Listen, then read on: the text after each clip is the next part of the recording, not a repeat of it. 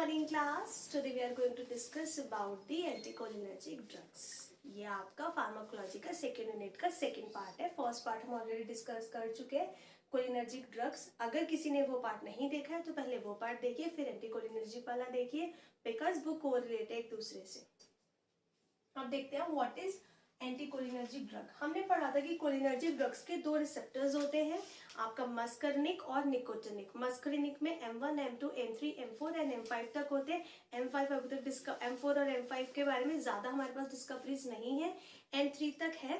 तो अब ये क्या करते हैं, आपके जो एंटीकोलिनर्जिक ड्रग्स हैं ये उन रिसेप्टर्स की जो एसिटाइल कोलिन की बाइंडिंग होती है ना उन रिसेप्टर्स पर, उसको ये इनहिबिट कर देते हैं. दैट मीन्स ये रोक देते हैं, उसकी को ब्लॉक कर देते हैं, खत्म कर देते हैं उसकी बाइंडिंग को. बस ये इतना ही काम करते हैं anticholinergic drugs. The drugs block and inhibit the activity of neurotransmitter acetyl choline. यानी कि आपका न्यूरोट्रांसमीटर क्या है, एसिटाइल कोलिन. किसमें था आपका कोलिनर्जिक ड्रग्स में, उसकी at both central and peripheral nervous system साइनेप्सेस.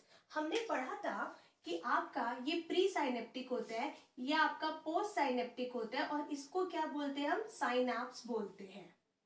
और यहां से आपका एसिटाइल कोलिन यहाँ पे आता है, और यहाँ की जो रिसेप्टर्स होते हैं यहाँ पे वो क्या करते हैं, आपका बाइंड करता है. हमने ये ऑलरेडी प्रीवियस लेक्चर में पढ़ा है.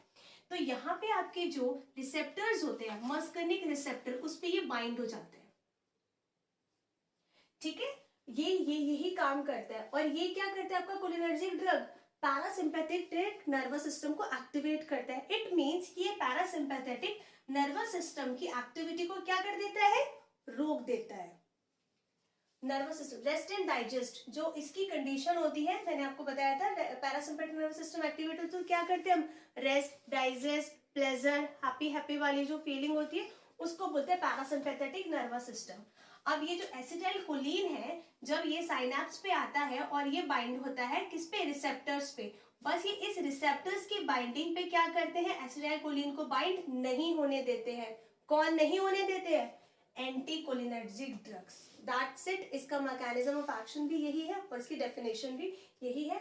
The drugs block and inhibit the activity of neurotransmitter acetylcholine at both central and peripheral nervous system synapses. These drugs inhibit the action of the parasympathetic nervous system, rest and digest. अब हम देखते हैं कि anticholinergic drugs को और किस नाम से बोलते हैं. एग्जाम में तो किसी भी नाम से आ सकता है. अब देखिए मस्कर्निक रिसेप्टर की कोई बाइंडिंग को रोकते हैं एसिटाइलकोलिन के साथ, इसलिए इसको हम क्या बोलते हैं, एंटी मस्कर्निक. और दूसरा पैरासिम्पैथोलिटिक ड्रग्स. तो इसके तीन नाम है. एक नाम आपका क्या है, एंटीकोलिनर्जिक ड्रग, जिसके बारे में हम पढ़ ही रहे हैं. इसके क्या और नाम है, इसको एंटी मस्कर्निक भी बोलते हैं. क्यों बोलते हैं एंटी मस्कर्निक, क्योंकि मस्कर्निक के रिसेप्टर को क्या करते हैं, ब्लॉक और इनहिबिट कर देते हैं ताकि वो एसिटाइलकोलिन उस पर बाइंड नहीं कर सके. और पैरासिम्पैथोलिटिक ड्रग्स भी इसको बोलते हैं. अब देखेंगे इसमें कौन से आपके रिसेप्टर्स थे, M1, M2, M3, M4, M5. ये आपके CNS में होता है, सेंट्रल नर्वस सिस्टम. इससे ज्यादा हमें एग्जैक्ट इनकी लोकेशन नहीं पता. ये आपका कहाँ होता है, ब्रेन में. आप कैसे याद करो, M1 ब्रेन, M2 हार्ट और M3 आपका एब्डोमेन. ये कहाँ होता है आपका, हार्ट में, और ये कहाँ होता है आपका, एब्डोमेन. ठीक है, आई होप आपको, क्योंकि अब ये जब इनके रिसेप्टर्स को बाइंड होने से रोकते हैं तो इफेक्ट इन्हीं की चीजों के ऊपर आएगा जो हम आगे क्लासिफिकेशन में और फार्माकोलॉजिकल एक्शन में पढ़ेंगे. ठीक है, अब देखते हैं मैकेनिज्म ऑफ एक्शन क्या है. Compete with acetylcholine. But obviously कि ये जो ड्रग्स है किसके साथ कंपीट करती है, एसिटाइलकोलिन के साथ करती है, क्योंकि इसी को बाइंड होने से रोकते हैं वो उसके रिसेप्टर पे. और ब्लॉक एसिटाइलकोलिन एट मस्कर्निक रिसेप्टर. ये क्या करते हैं, ब्लॉक कर देते हैं इन पेरिफेरल नर्वस सिस्टम. ब्लॉक कर देते हैं एसिटाइलकोलिन को मस्कर्निक रिसेप्टर पे, ताकि जो आपका एसिटाइलकोलिन है वो मस्कर्निक रिसेप्टर से बाइंड ना हो सके. थर्ड, एक बार once these drug bind to receptors they inhibit nerve transmission at these receptor. अगर एक बार बाइंड हो जाती है तो ये क्या कर देती है, नर्व ट्रांसमिशन को इनहिबिट कर देती है. ठीक है, आई होप आपको ये समझ आया। अब हम इसके बाद नेक्स्ट स्लाइड में देखते हैं classification. Can you take screenshot of this. अब हम देखते हैं इसके क्लासिफिकेशन। ये 3 कैटेगराइज में है आपका।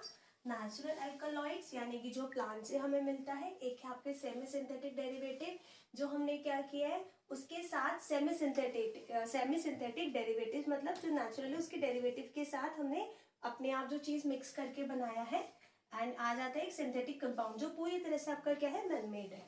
ये आपके है जैसे अब देखते हैं नेचुरल में क्या है, सिर्फ 2 ही है, एट्रोपिन और हायोसिन। इसमें आपके सेमी सिंथेटिक में हम यहाँ पे 2 की स्टडी करेंगे, यहाँ पे हम 3 की स्टडी करेंगे। देखते हैं व्हाट इज एट्रोपिन क्या है। ये आपका सबसे इंपॉर्टेंट है एट्रोपिन, और नेचुरल में और फार्माकोलॉजिकल एक्शन में भी हम एट्रोपिन के बारे में ही पढ़ेंगे। एट्रोपिन आपका क्या है, ये किससे डिराइव्ड है, एट्रोपा बैलाडोना प्लांट से और धतूरा स्ट्रोनियम से। आपका बैलाडोना का क्या मीनिंग होता है, बैलाडोना का इटालियन में मीनिंग होता है, इटालियन लैंग्वेज में मीनिंग होता है ब्यूटीफुल लेडी। तो ये उससे आपका ऑब्टेन है एट्रोपिन। ठीक है, आपका स्कॉल आप आ जाते हैं स्कॉल पर्नमेंट में क्या है आपका, ये डिप्रेस कर देता है किसको, आपका स्कोपोलामाइन हो या हायोसिन हो एक ही बात है। ठीक है, ये डिप्रेस कर देता है किसको, आपको सेंट्रल नर्वस सिस्टम को डिप्रेस कर देता है। कॉजेस एमनेशिया, जिससे क्या होता है आपका मेमोरी लॉस होने लगता है। ड्राउजीनेस, आपको क्या हो जाता है, आलस आने लगता है, नींद आने लगती है। And also good for the motion sickness, और ये किसके लिए गुड होता है आपका मोशन सिकनेस। जैसे मोशन सिकनेस क्या होता है, जिसको फोबिया यानी कि डर होता है, जैसे झूले में बैठते हैं तो अलग अलग रिएक्शन होता है, किसी को वॉमिटिंग आती है, कोई बहुत तेज चिल्लाता है, डर लगता है, तो दैट इज मोशन सिकनेस। तो ये क्या करते हैं उसको, ये भी उसके लिए अच्छा होता है। अब देखते हैं एट्रोपिन मिथोनाइट्रेट, ये किसके लिए यूज किया जाता है, use for pesticide poisoning, slow heart rate, अगर हार्ट रेट बहुत ज्यादा है तो उसको मेंटेन करने के लिए ये होता है। And decrease saliva production during surgery, surgery के दौरान ये अगर स्लाइवा का प्रोडक्शन रिड्यूस करने के लिए किसको, एट्रोपिन मिथोनाइट्रेट का यूज किया जाता है। हायोसिन ब्यूटाइल ब्रोमाइड, ठीक है, ये आपका क्या है, हायोसिन ब्यूटाइल ब्रोमाइड, ये आपका सेमी सिंथेटिक डेरिवेटिव है। इसमें आपका क्या होता है, ट्रीटमेंट ऑफ एब्डोमिनल पेन, आपके जो पेट में जो क्रैम्प्स आते हैं यानी कि आपके गैस्ट्रो इंटेस्टाइनल ट्रैक में जो पेन होगा, क्रैम्प आएंगे, उसको क्या करते हैं, ट्रीट करता है। What, hyoscine butyl bromide. Oxybutynin में क्या पढ़ेंगे हम, has direct effect on smooth muscle, decrease frequency of voiding. ये क्या करता है, हमारी मसल्स पे इसका डायरेक्ट इफेक्ट पड़ता है, और ये क्या करता है, फ्रीक्वेंसी ऑफ वॉइडिंग को डिक्रीज करता है। वॉइडिंग मीनिंग क्या होता है, elimination of urine.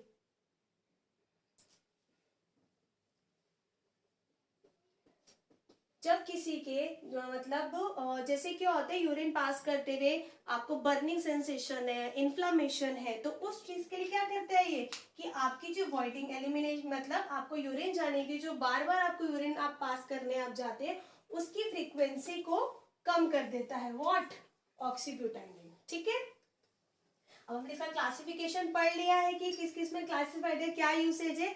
Now we will discuss about the pharmacological action. Next slide में हम इसके फार्माकोलॉजिकल एक्शन के बारे में पढ़ेंगे। Can you take screenshot of this. Now we will discuss about the atropine कि क्या फार्माकोलॉजिकल एक्शन है। अब देखो क्या होता है ना, जो एट्रोपिन होता है हम उसको कैसे यूज करते हैं, प्री एनेस्थेटिक की तरह भी यूज करते हैं। Now the what is a pre anaesthetic, जो एनेस्थीसिया देने से पहले आपकी बॉडी में यूज किया जाता है।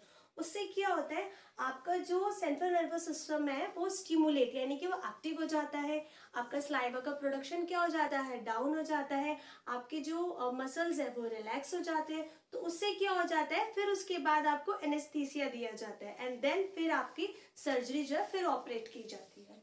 अब देखते हैं इसके फार्माकोलॉजिकल एक्शन क्या है आपकी बॉडी पे। जो सेंट्रल नर्वस सिस्टम है सीएनएस, वो आपका स्टिमुलेट हो जाएगा। Cardiovascular system, heart rate increase हो जाएगा यानी कि टैकीकार्डिया, और ब्लड प्रेशर क्या हो जाएगा, बोथ इंक्रीज हो जाएंगे, ब्लड प्रेशर भी और हार्ट रेट भी। बट ये तब होता है जब एट्रोपिन आपको क्यों एक नॉर्मल रेट पे दिया जाता है। अगर इसका डोज हायर होता है तो क्या हो जाता है, ब्लड प्रेशर क्या हो जाएगा आपका, डिक्रीज, डाउन टूवर्ड चला जाएगा, डिक्रीज हो जाएगा। हार्ट रेट तो इंक्रीज ही रहेगा बट ब्लड प्रेशर क्या हो जाएगा आपका, डिक्रीज हो जाएगा, अब देखते हैं हम आइज। आइज पे क्या इफेक्ट पड़ता है आपका एट्रोपिन का? माइड्राइसिस होता है। माइड्राइसिस क्या होता है? Dilation of people. That means कि आपकी जो आई बॉल है उसका साइज इंक्रीज हो जाना। ठीक है, ये मैंने को ग्लाउकोमा वाली वीडियो में ऑलरेडी पढ़ाया है। आप देखते हैं स्मूथ मसल। मसल क्या हो जाती है आपकी? रिलैक्स हो जाती है। दैट्स वाई इसको क्या कब देते हैं हम? प्री एनेस्थेटिक की तरह हम इसको यूज करते हैं during the process of surgery, यानी कि सर्जरी से पहले, एनेस्थीसिया देने से पहले हम एट्रोपिन को देते हैं। आप देखते हैं gland secretion. Now the what is a gland secretion? आपका स्लो हो जाता है सब कुछ। स्लाइवरी यानी कि स्लाइवा, लैक्रिमल यानी कि आपका टीयर्स, आंसू, और स्वेट। स्वेट दैट मीन्स पसीना। अब एक देखो क्या है, अगर पसीना कम आएगा तो बॉडी टेम्परेचर क्या हो जाएगा? हाई हो जाएगा ऑटोमेटिकली। इसीलिए इन्फेंट्स यानी कि बच्चों में ये कभी भी नहीं दिया जाता है, इसे अवॉइड करते हैं बच्चों में देना, क्योंकि जब आपको स्वेटिंग ही नहीं आएगा तो आप बॉडी का टेम्परेचर क्या हो जाएगा? हाई ही रहेगा, वो डाउन होगा ही नहीं। अब देखते हैं side effect of anticholinergic drug. इसके साइड इफेक्ट क्या है?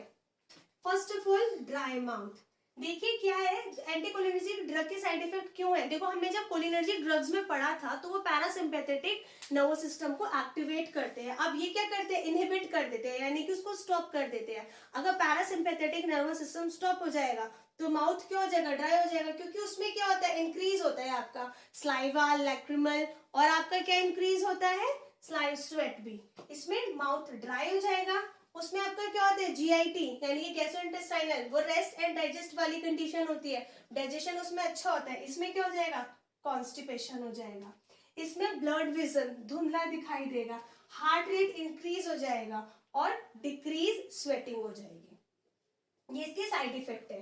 अब कॉन्ट्रा इंडिकेशन देखते हैं कि किन के साथ ये मेडिसिन नहीं लेनी चाहिए।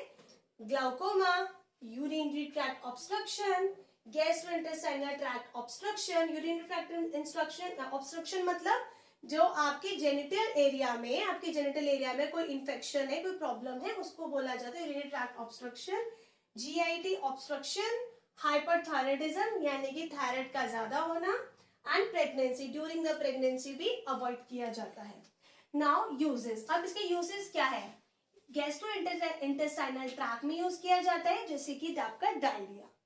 अस्थमा में यूज किया जाता है, मोशन सिकनेस में यूज किया जाता है, मैंने ऑलरेडी प्रीवियस स्लाइड में आपको ये चीज बताई थी, ये मोशन सिकनेस में यूज किया जाता है। And used as muscle relaxant during surgery to assist with anaesthesia. As I already told you कि एनेस्थीसिया देने से पहले एट्रोपिन दिया जाता है। द रीजन इज बिकॉज क्योंकि ये मसल्स को रिलैक्स कर देता है और आपके सीएनएस को स्टिमुलेट कर देता है, ड्राउजीनेस फील होने लगता है, आपको एमनीशिया वाली कंडीशन आती है, एंड देन आपको एनेस्थीसिया दिया जाता है।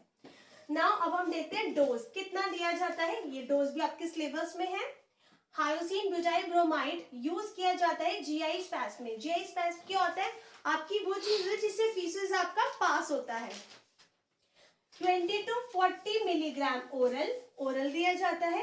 ये इसको हम क्या पैरेंटल रूट के थ्रू भी दे सकते हैं, यानी कि इंजेक्शन के थ्रू भी दे सकते हैं।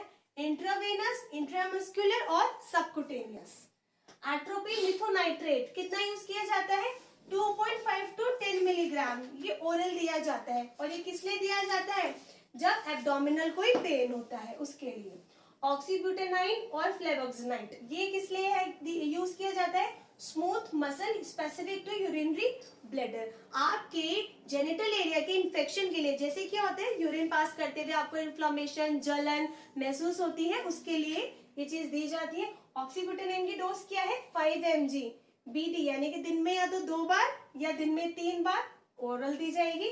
और फ्लेक्सोविनेट आपको 200 mg टीडीएस ओरल, ये आपको दिन में 3 बार ओरल दिया जाएगा। आई होप आपको फार्माकोलॉजिकल एक्शन, आपको इंडिकेशन, डोज, आपको ईच एंड एवरीथिंग क्लियर हुई हो। Thank you class, kindly take screenshot of this.